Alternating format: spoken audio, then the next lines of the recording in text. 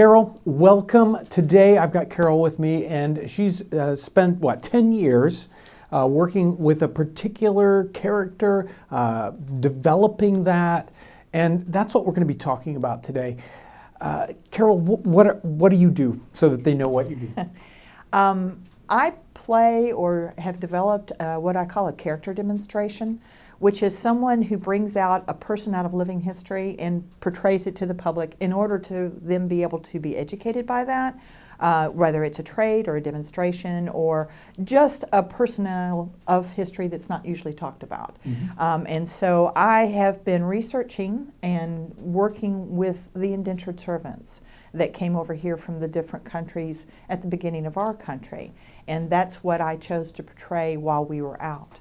The character that I have is called Maggie, and she is from Ireland because that's where my people are from, and that's where my indentures came from. So I have a little bit of a connection to that already. But I was very enthralled with why they came here and what it would have been like for them to have left everything behind.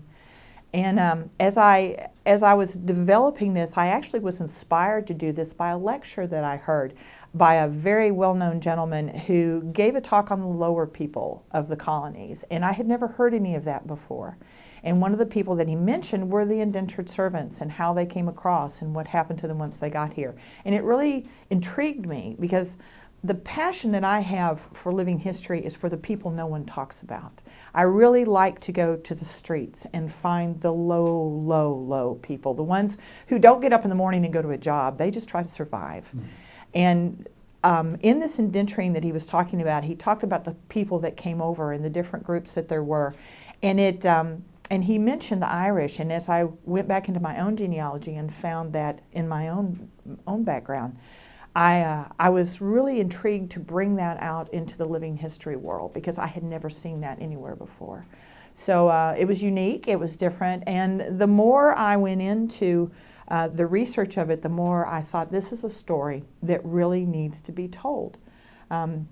More so than just this is what an indentured servant is. Most of us know that already. But what was it like and how did they feel and what did that do to you? Why would you make this decision to come here? And did you come because you wanted to? Did you come because you had to? Were you forced into it some way? And what kind of feelings would go through you to come from a country and a place that you were familiar with into something that was totally away from you? And so that's what brought that out. And I developed her with that and developed her story that way. Particularly, I wanted to know what were the emotions that were attracted with that and what would have happened to them? How would they have viewed coming over here and what would they lose and what would they gain from it? Yeah, we think about history and in the history books it's sterile. Mm-hmm. All that personality, all the emotion is sort of stripped out and we don't get any of that. So how has that affected you? Where have you found that emotion? Well, I'm a creative writing teacher. That's one of the things that I do. And when I teach my writing classes and we are working on writing stories, I'm always telling my students, you've got to reach for the emotion. You've got to find the emotion in the story because that's what people can connect to.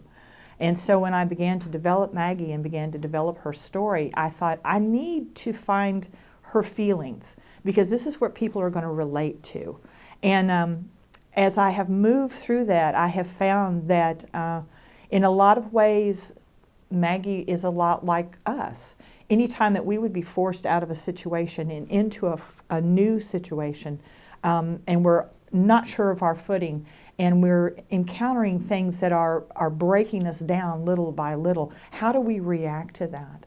And so I've tried to take those 21st century emotions and put them over into her in the 18th century as to how that would happen, the loss that she would go through and the pain that she would feel, the trepidation of going to a new place with new people that she doesn't understand and customs that she's never seen before, coming from a country that's fairly sterile within its own selves. The Irish are Irish, but now you're over here and you're with the Dutch, the French, the you've got this wide range of customs and people that are around you that would be very overwhelming, I think, in certain cases. So I've tried to bring that in with her, and when I tell her story, I see through my eyes the pain that she has.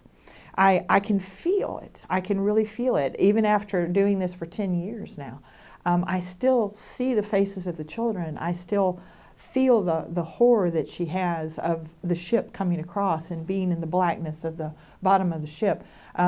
Just all these new sensations that would be hammering on her, and how it little by little it breaks her down until she has to rise again as a new person.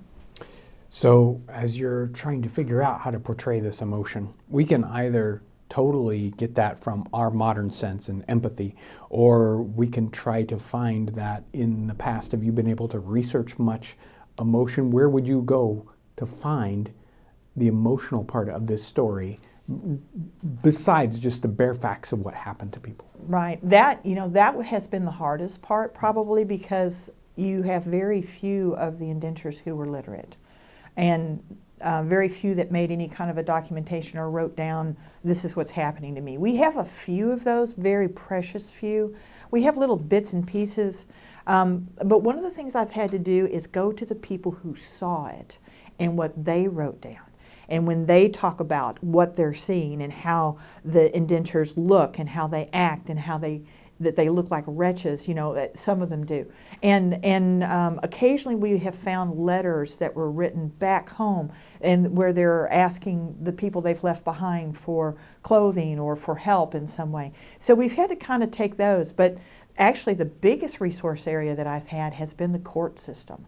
And it's the courts that I've gone to find what is happening to these people, and particularly if there has been some misuse by the master to the indenture, and how the court responds to that, and their reports on that has been really, really helpful for that. I mean, we all know that if someone were to take you and beat you, that you're going to have certain kind of feelings, and whether you come back as a bitter person or an angry person, or whether you are beaten down where you're afraid to raise your head again, that a lot of times comes out in the court records.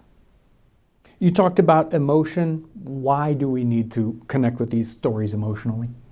Well, when you leave the emotion out of a story, it's like you're reading a sterile phone book.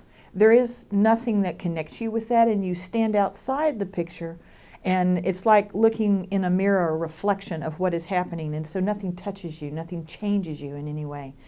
When you want to bring a story out and you want to make sure that it stays with someone, you want the memory of what they've heard to really reach in and remain inside them, you have to reach in and take that emotion and move it, because it's something we can all connect with. We all can connect with emotion back and forth. So my goal in this was for people to be able to see what is happening to Maggie through her eyes by feeling what she's feeling. By the horror, like I said, that has happened, by the pain, by the regret, and also by the strength that she has to bring forward in the situation, and in the humor also that she sees in certain things. You've got to use that emotion in order to make a memory stay with someone. You can tell someone a story all day long, but if you never connect with their emotions, it just slides off them and goes right on out again. But if I can make your heart change a little bit by what I'm saying, you'll remember that, and you'll retain that. And the next time you hear something like that, that will make a connection and build on what you've already started learning. What you're building here, the story, the character that you're constructing, isn't one of a particular person in history, right? No, she's not. In the research that I did, I found it difficult to pinpoint a single time to have enough to talk about one person. And so to build this story, I actually drew from all of the research that I had done. I did over 2 years worth of basic research, just finding out everything I could find about indentured servants, looking at all the different writings and the first person documentation that was out there, to be able to draw it together. And then once I got it all in one piece, what was the most important things I wanted to tell, because you can't possibly put all that in one story. People would get overload trying to learn all of that at one time. So I went through and chose, what do I want people to know out of this? And I drew from this side over here, I drew from this court case here, I drew from this court case here. In fact, in Maggie's story, she's actually sold 3 times. And I tried to bring out a court case to show the different kinds of masters that there were. Mm-hmm. I didn't pick all the bad ones. I didn't pick all the good ones. I just tried to show a difference. For instance, in the first case where the first man that buys her, she's very comfortable with him. He is a decent fellow. She talks about the fact he's not cruel or unjust in any way. As long as I do the work, everything is fine. It's his wife she can't stand. And that is a court case from Virginia. The second master that she goes to on the death of the first one is more like a factory. This person has a very large plantation. He has very, very many indentured servants. They're kind of the way you would be at a very large working facility where you're just a number, you're just one of the group. And there's very little interaction between them, and there is a lot of, I really don't care if you live or die. You know, I just want you to be profitable for me. And then the last one is more of a personal one. And again, that last person that she belongs to is much crueler. That particular court case was in Maryland. And there was a great deal of cruelty that went on from that one man to the female indentured servant that he had. So I tried to draw from all of those just to give us a real broad view. And then in between, I used the rest of the research to bring in the emotion and all of the kind of the sinew to hold it together, I guess.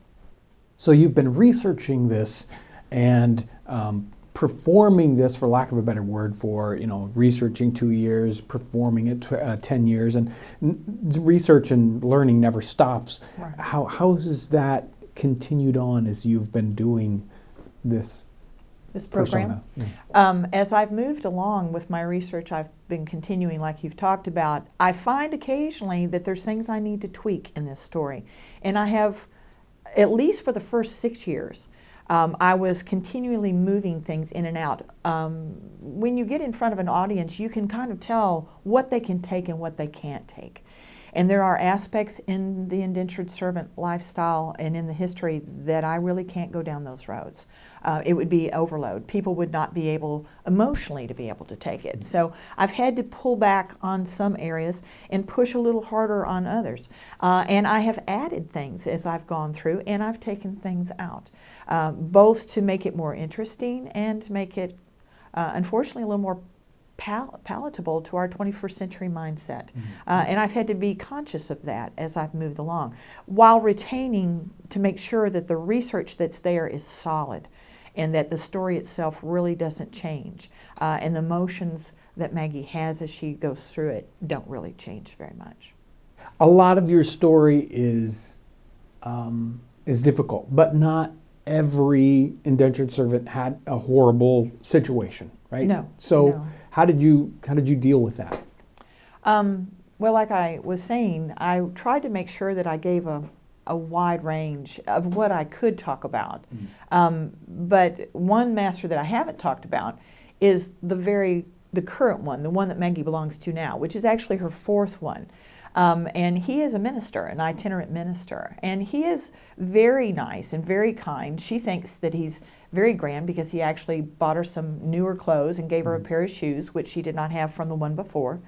And he, again, he treats her almost like an ignorant child.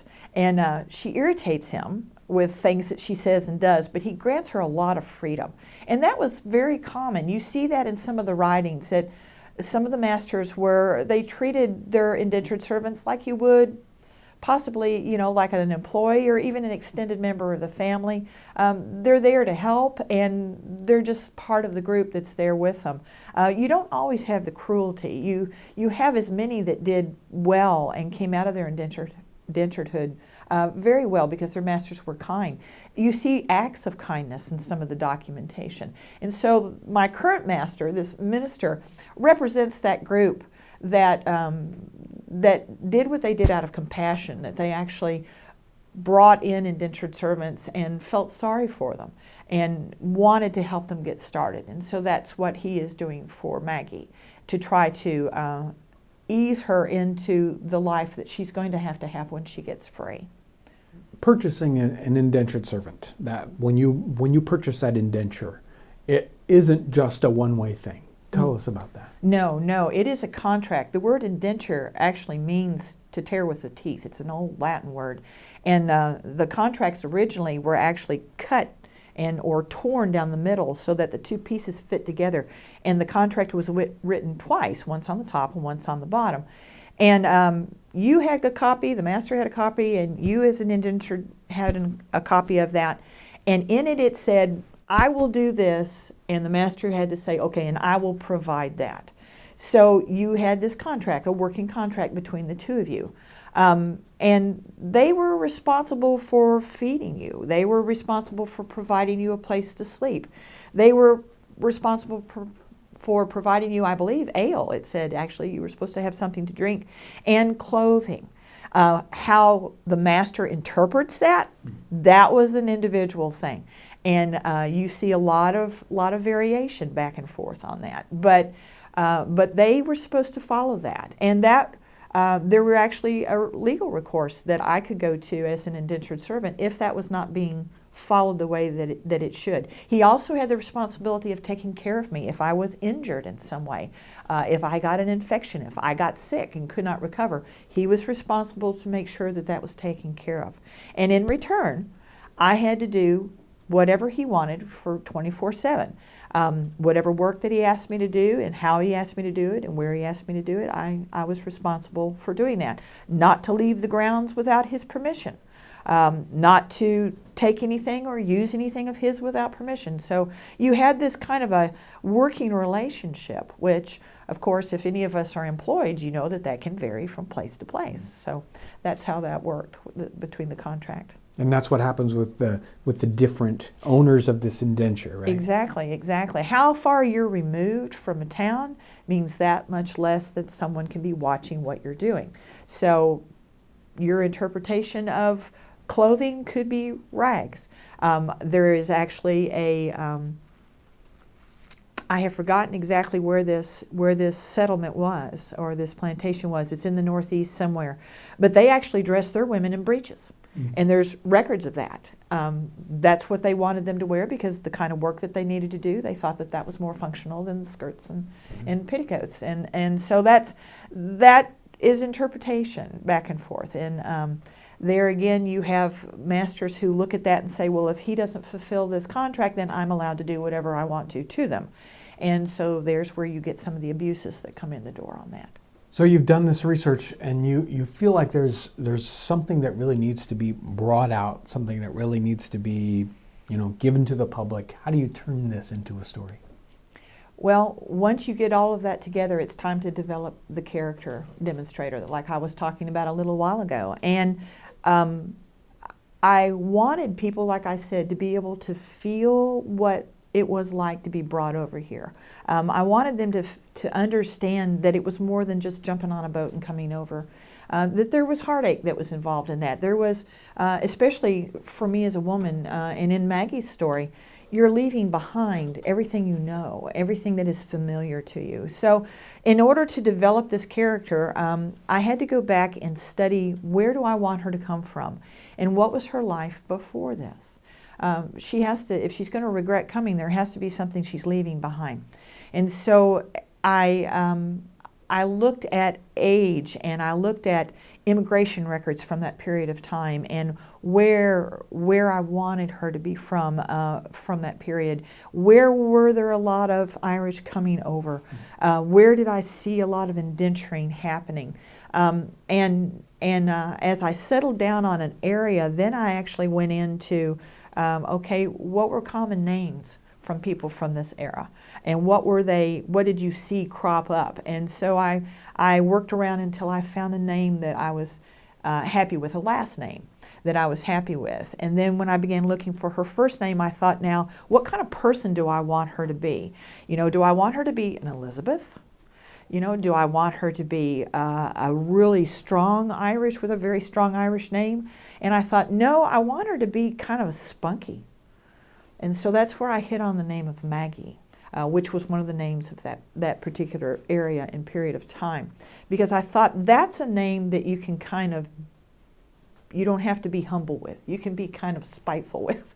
And that's an easy name for someone to yell at you if they want to shout at you about something. That was easy to come off the lips. So, so that's where I put Maggie's name together like that. And then I continued with the immigration, looking at where did they come? Where were they brought? Where could she have come to? And Philadelphia was the number one let-off.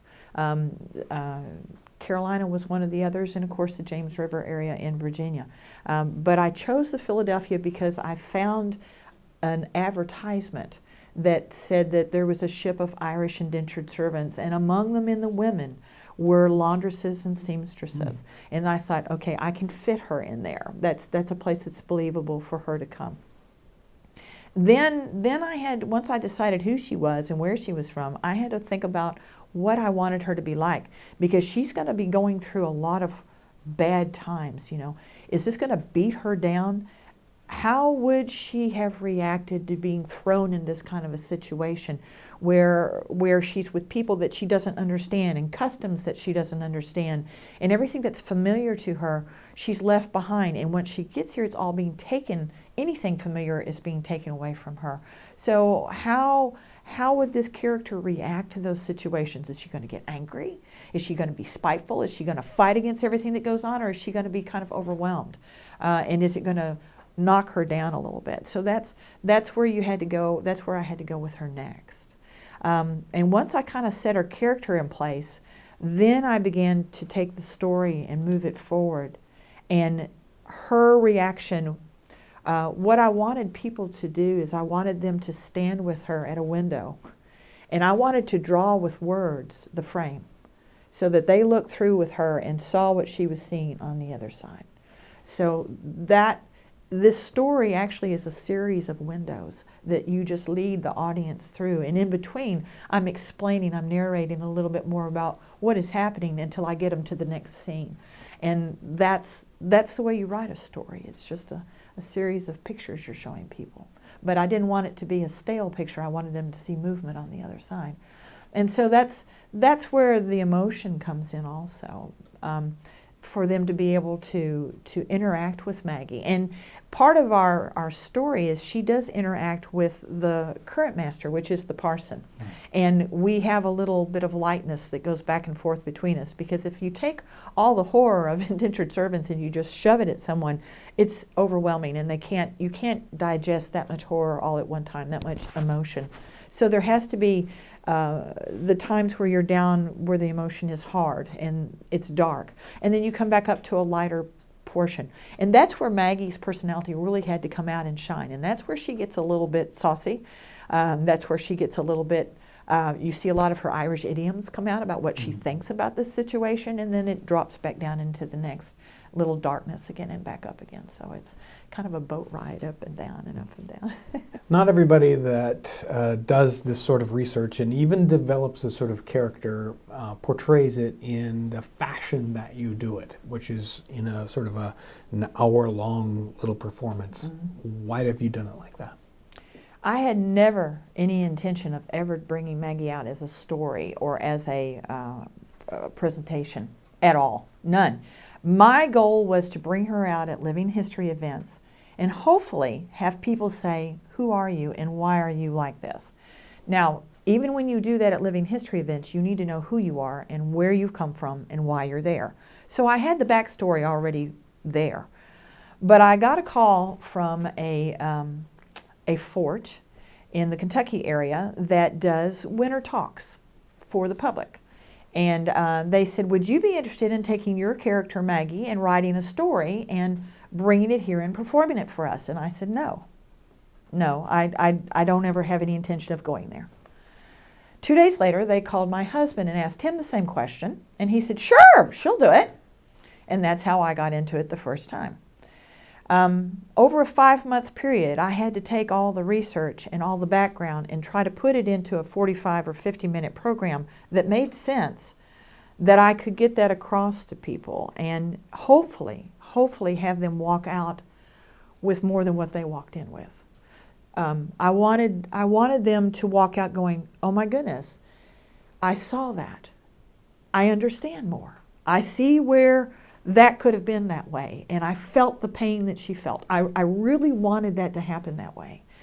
And so the first time I brought it out, which was 10 years ago this February, I went in with a lot of fear because I wasn't sure how an audience was going to take all this darkness or how they were going to take Maggie herself. And I'm glad to say that by the time I got done, the majority of the group was crying. So, is that a good thing?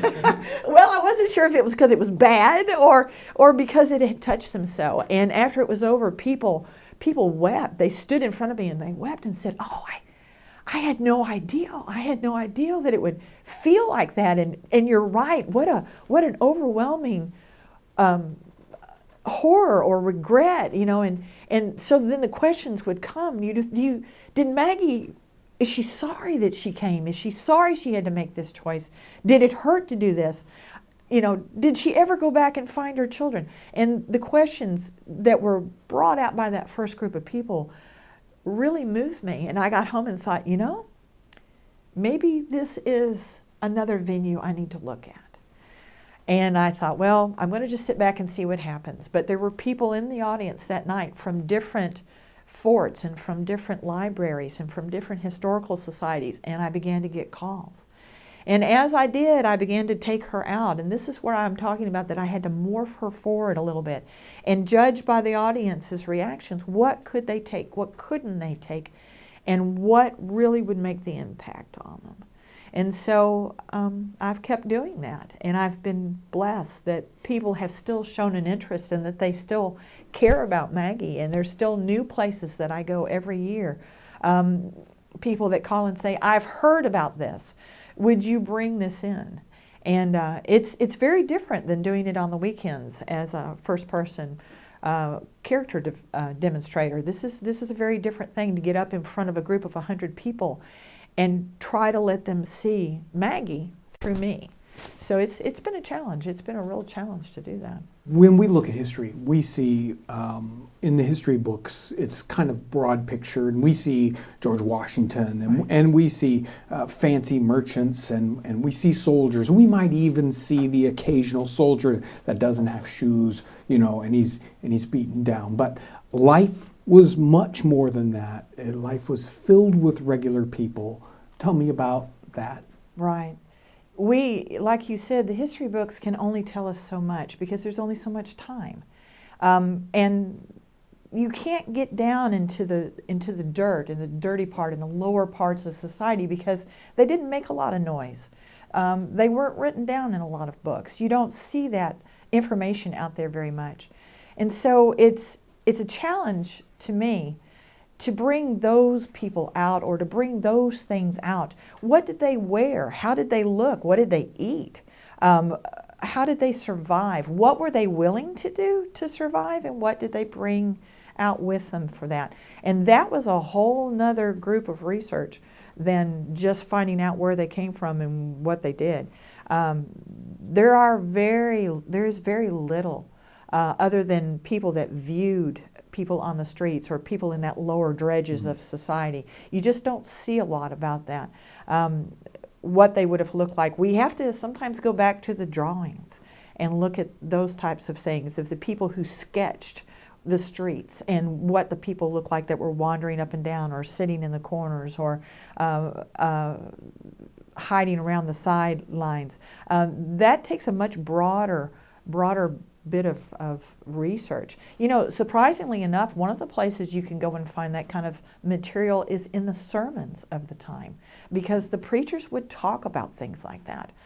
They would mention things that you don't ever see in the history books, and they will give us sometimes a view that you don't get from any other place, which is an interesting background, I think.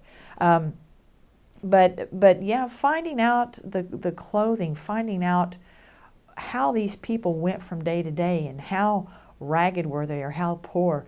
As far as indentured servant clothing go, You have the runaway ads Yeah. that you can go to, and they're very descriptive, from the ones that are fairly well dressed down to the bottom dwellers.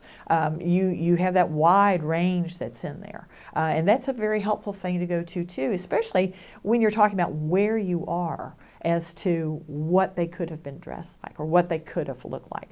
I like the fact too, in the runaway ads, a lot of times they describe their features, that they were very heavily pocked with smallpox, or they had a squinted eye, or, so you have these physical descriptions of these people that, while you can't see their faces, you can begin to put the pieces together to get an idea of what they look like. And that comes in really handy too when you're coming along with this type of thing.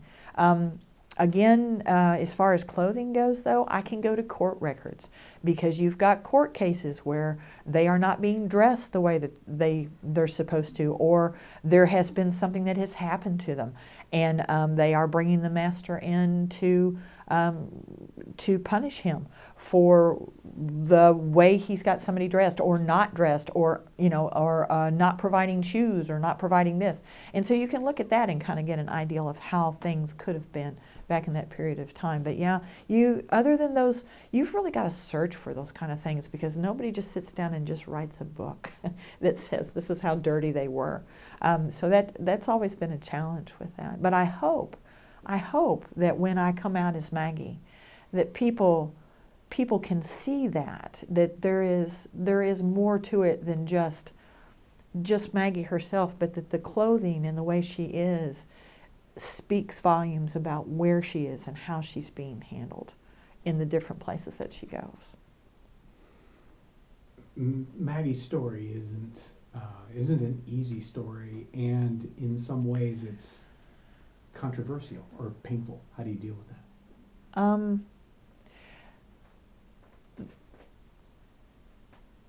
21st century people don't always want to hear the bad stuff.